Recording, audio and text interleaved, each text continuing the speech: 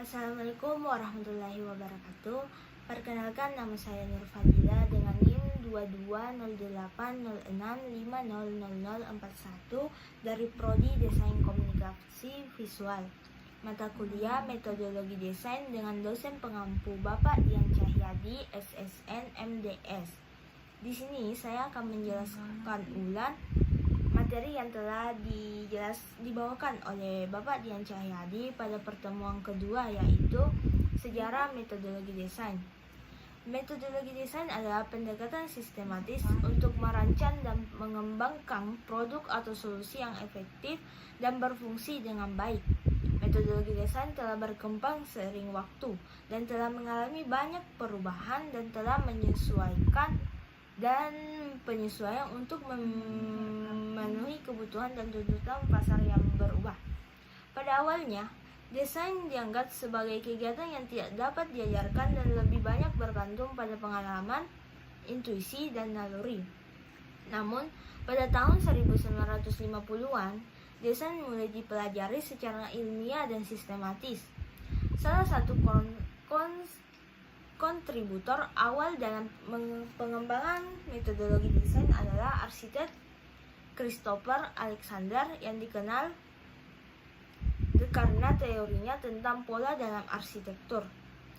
Alexander percaya bahwa pembangunan dan objek yang dirancang lainnya harus dibuat menggunakan serangkaian pola atau solusi berulang untuk masalah desain secara umum. Dia percaya bahwa pola-pola ini harus ditemukan melalui observasi dan analisis desain yang berhasil, dan oleh karenanya dapat diterapkan dalam konteks baru untuk membuat desain inovatif dan efektif. Karya Alexander membantu menggeser fokus desain dari proses individualistik dan subjektif menjadi proses yang lebih sistematis, objektif, dan dapat diajarkan. Beberapa contoh pola dalam arsitektur yang dikembangkan oleh Alexander antara lain pola jendela duduk, pola bukaan di sudut, pola tangga belok, pola teras tingkatan, dan pola teras berpagar.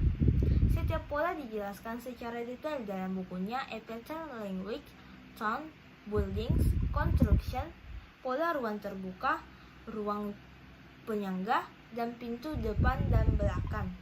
Pola ruang terbuka misalnya mengacu pada penggunaan ruang terbuka untuk menciptakan keterkaitan antara ruangan dan meningkatkan kualitas ruang. Pola ini diterapkan dalam desain ruang publik seperti taman, plaza, atau kampus universitas. Teknologi juga memungkinkan penggunaan metode prototyping yang lebih efisien dan efektif. Pada tahun 2000-an, konsep desain responsif mulai berkembang di mana desain harus mampu menyesuaikan dengan perubahan lingkungan dan kebutuhan pengguna.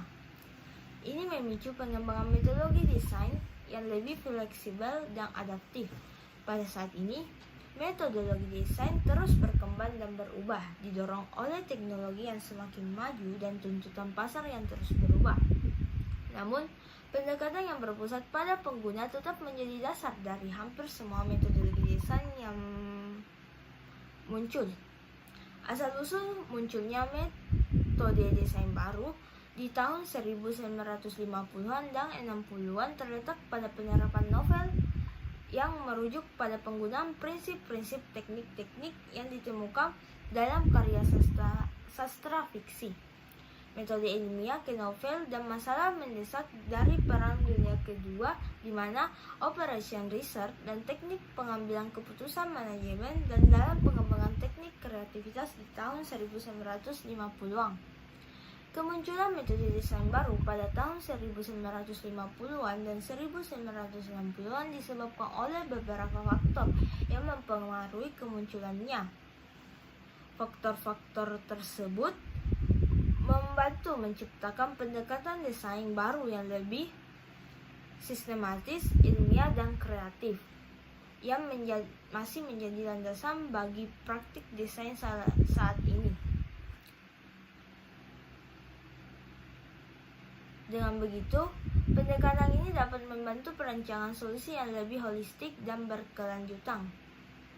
Dalam metode generatif, tahap awalnya adalah pemikiran divergen, di mana ide ide-ide yang berbeda diberikan dan dieksplorasi tanpa pengekangan. Kemudian dalam tahap konvergen, ide-ide tersebut disaring, dikembangkan menjadi konsep-konsep yang lebih konkret dan terarah. Metode generatif memungkinkan para desainer dan perancang untuk mengeksplorasi berbagai opsi yang mungkin terkait dengan masalah yang rumit dan kompleks. Sekian penjelasan dari saya. Wassalamualaikum warahmatullahi wabarakatuh.